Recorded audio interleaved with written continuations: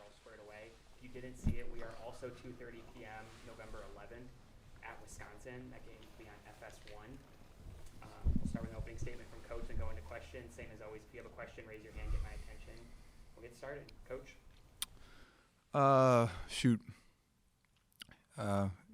Exciting time to be around the facility right now. Team that, battled on Saturday, found a way to get a big win against a really good Maryland team. We were back at it this morning evaluating the film. I think the thing that's exciting for this group and this coaching staff moving forward is, we feel like we're getting better as a team. We're improving. But I think it's also very clear to everyone in the building that there's still a lot of room for improvement moving forward. And, I've said this before. I'll continue to say it. I still think, our best football is still in front of us. This afternoon, the group will be back. It'll be an opportunity for us to completely shift our focus to, a very good Iowa team. And we know the challenge that is ahead against a team that, in a lot of ways embodies a lot of the things that, we pride ourselves on here at Northwestern in terms of being a developmental program that plays with great fundamental, great technique, and great physicality. And, Iowa certainly embodies that. So an opportunity to be playing at Wrigley Field in a rivalry game is something that this group is really excited about. Coach, do you have an update on Ben's availability, and what is your plan for quarterback heading into this weekend? Yeah, do not anticipate Ben playing this week. So again, said it last week. He's progressing. Maybe not as quickly as he'd like to or we'd like him to, but he is working his butt off, and anticipate getting him back at some point. But anticipate that Brendan Sullivan will be going for us this week. David, what's the significance for you playing at Wrigley? Any personal thoughts on what that experience is going to be like? It's another one of those. I know I've had a lot of these moments in the last year, but it's just another pinch yourself moment. First baseball game I ever went to, a professional baseball game I ever went to, was with my dad at Wrigley Field. Drove down, grabbed a hot dog on the way. Mark Grace, Sean Dunston, Joe Girardi, all those guys are still playing. Ryan Sandberg. Remember sitting in the, walking up the stadium, parking in the back alley. All those things, and an opportunity to be a part of a football game at Wrigley Field. What a unique, special experience to say that I'm getting an opportunity to coach in that game. Pretty special. Really excited for our fan base to experience it, our players to experience this. Really excited for my two boys to get an opportunity to experience this. It's gonna be a special day. Alex?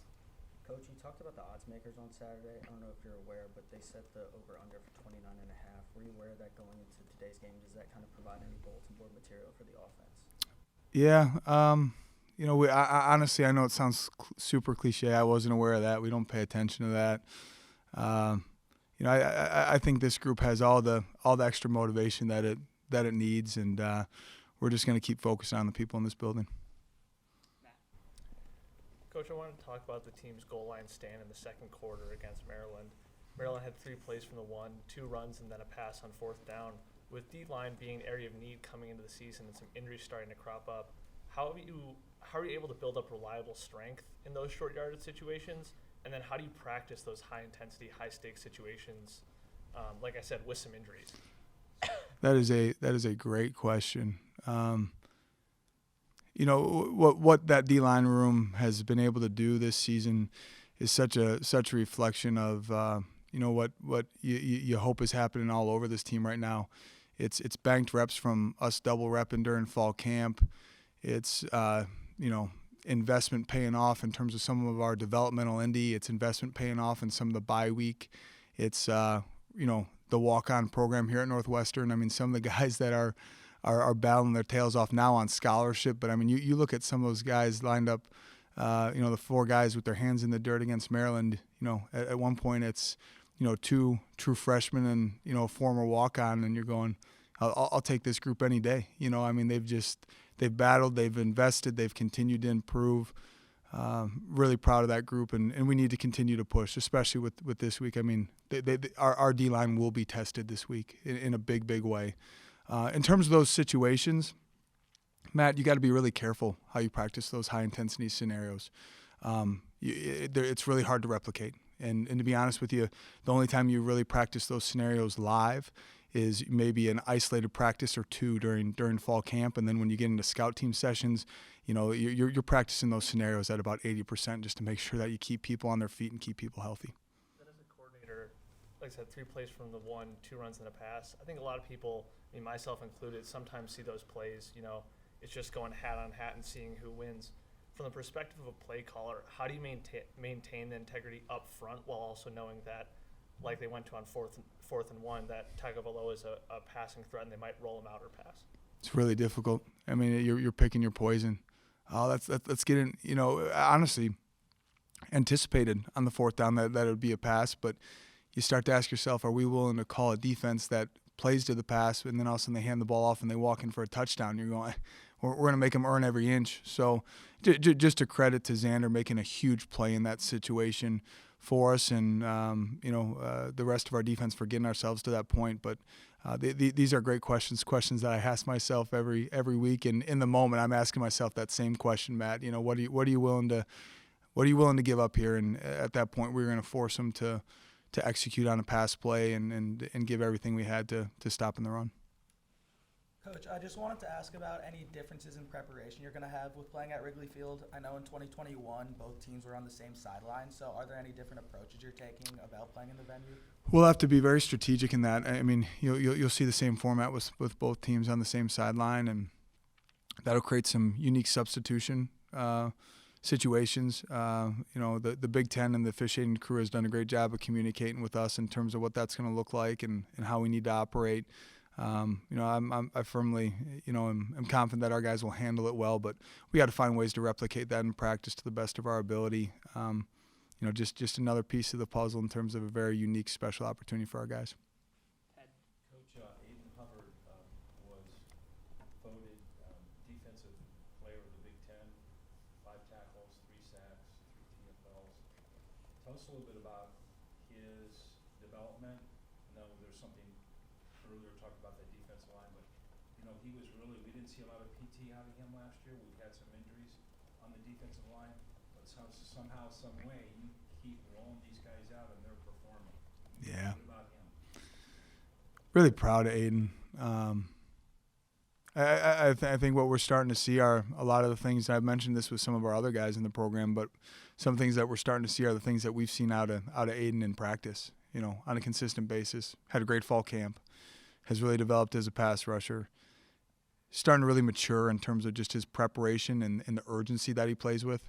I think last year when you turned on the film, or even in spring ball, Aiden was doing what he was supposed to, but did it have that urgency? Did it have that motor? Did it have that edge that you're looking for out of a big-time Big Ten defensive lineman? And I think you're starting to see that maturing process from a young man that we're expecting to not only perform but also help lead that room. And for him to have production like that on Saturday is really exciting, but not surprising. He's put in a lot of work. Coach Brendan Sullivan got the start against Maryland. You mentioned he's likely to get the start against Iowa too. What were the conversations with him after the Nebraska game about, especially kind of honing his presence in the pocket and doing more work as a passer, whether it was you, Coach Bajakian, or Coach Gleason? What did you tell Brendan Sullivan? Yeah, the first thing I told him was I was proud of him, and that he's a stinking warrior. The way he battled at Nebraska, did he play a perfect game? Absolutely not, but he battled for his team. Was really proud of him. And then you go back and you watch the film and you evaluate where he needs to be better. And Coach Bajakian expects a lot out of Brendan. Brendan expects a lot out of Brendan. And I think we did a really good job this week of getting Sully comfortable. Performed much better around him on offense. And also, with the play calling, I think did some really good things to just find ways to get the ball out of his hands on time, which allowed for him to get into a rhythm and, play his best football. And Coach, kind of just to follow that up, we've seen Sullivan's comfortability just raise as the game's going. Now you're facing an even better defense in Iowa this week. What do you feel like his ceiling is when he's hitting career highs like he did on last Saturday? Yeah, no, that's a good question. We'll all be challenged this week in so many different ways. This Iowa defense is, my gosh, a model for consistency and just the way that Coach Parker and the rest of that staff. It's impressive. We're gonna have to detail our work this week. I think the things that we're going to hold Sully accountable to is just his process, and where his eyes are at in his progressions and making good, sound decisions, protecting the football. And I think all of us at times can get caught up in the stat line, and you don't find wins and losses in the stat line. If his stat line comes back next Saturday at varying numbers and much lower totals in terms of passing yards, but we find a way to win, that's good quarterback play. So against, again, such a talented defense, such a well-coached defense in Iowa, I think he's just, the expectation in terms of his ceiling is just being a great decision maker, a great manager of the game, a great leader on the sideline, and getting the ball out on time and forcing Iowa's defense to earn everything that they get. But with the way that Sully's trending, there's no doubt in my mind that he's putting our team in going to continue to put our team in a lot of good situations to win a lot of football games. Coach, David asked you a bit about this after the game, but wanted you to kind of detail your process in mixing in two true freshmen. Michael Kilbane, third defensive end, about 30 snaps. Dylan Roberts was the fifth DT with about 20. No part of the equation is injuries to some guys, but when do you know in your process and their development that they're ready to play Big Ten snaps? Yeah. You alluded to it. I mean, part of it was just out of necessity, in terms of where we're at from a depth perspective. But, Dylan played, against Minnesota. Michael was playing some against Howard. I mean, they earned that opportunity with their practice habits, with the way that they're performing on scout team and giving the offense the good looks. Kilbane last week was the scout team player of the weekend. All of a sudden turns around a few days later and he's playing 30 snaps of Big Ten football.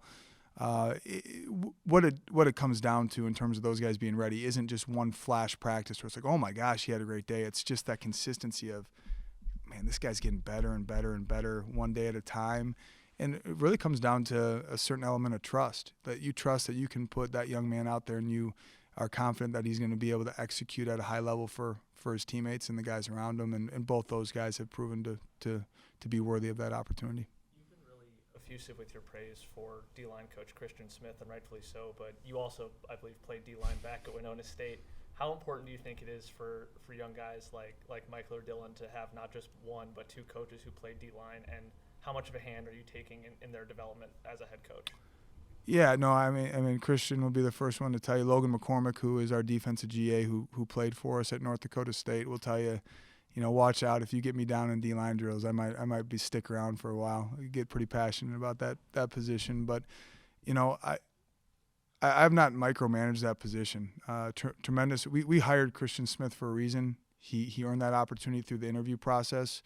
I think the greatest gift that I can give Christian is my perspective. Some wisdom and knowledge from coaching the position prior, but also giving him a sense that it's his position group, and I feel like great D-line play is guys playing free, not with the mentality of don't get reached, don't make a mistake. It's, man, I'm going to play vertical, knockback, aggressive football. If I make a mistake, I'm going to make it fast. I'm going to make it violent. That's great D-line play, And sometimes Christian will come to me with questions. I think, concerned about, well, I want to make sure this is just how Dave wants it. Christian, talking about Talia and preparing for him, we got to find a way to just get to him. Just get him off his spot. Like, I know pass rush lanes are critical, but no one's getting to him. We just got to find a way to get to him and affect him. Playing fast, playing with conviction, and I think that is showing up in our play. And again, I can't speak highly enough of Christian and the job that he's done with that group. Coach, you mentioned playing guys like Talia Tagovailoa, who's one of the top quarterbacks in the Big Ten, and now you're playing an Iowa team that you mentioned you almost modeled yourself after, and you're only one game behind them in the Big Ten West. What's the attitude around the team about playing with this opportunity at a stadium like Wrigley Field? I think the attitude is number one, we got to respond. And what I mean by that, last week was a response after a really tough, crushing loss. Well, how are we going to respond to success? How are we going to respond to people talking about bowl games and the Big Ten West and our tune it all out, guys. It's interference. What do we need to do today to position ourselves for a great practice and a preparation for a really good football team? And that is so much easier said than done. But I have a tremendous amount of belief in the maturity and the leadership in this football team that with a lot of reminders that this team will be able to do that because we're going to have to. This football team is is too well coached, too talented, finds ways to win football games. That, we're going to have a great week of preparation, and that starts this afternoon. Coach, besides just being one of the top defensive players for the Hawkeyes, Cooper DeJean has been a threat back there as a punt returner. What have your conversations with Coach Jenick and the specialist unit been like about neutralizing DeJean this week in the return game? Well, my first conversation was with Matt Entz up at North Dakota State. When I was up at North Dakota State, we offered him, and I really would have appreciated if Matt Entz could have closed that recruiting up and gotten Cooper up to North Dakota State, so we didn't have to deal with him now.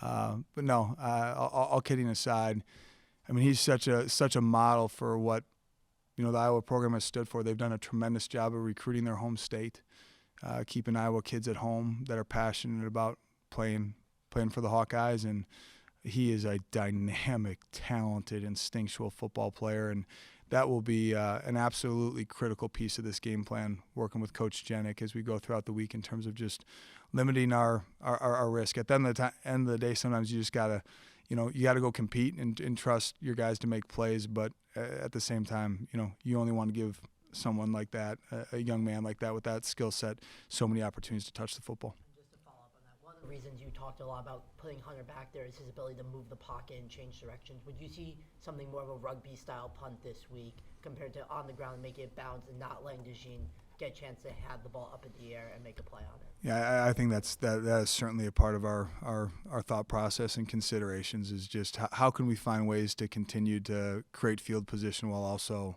limiting his opportunities back there to field the ball cleanly with time to make things happen. I mean, we've all seen what he can do with the ball in his hands, and we're going to have to find ways to get creative, and and then at times we're just going to have to trust our guys to go cover and tackle and play with great leverage. But yeah, he's a dude.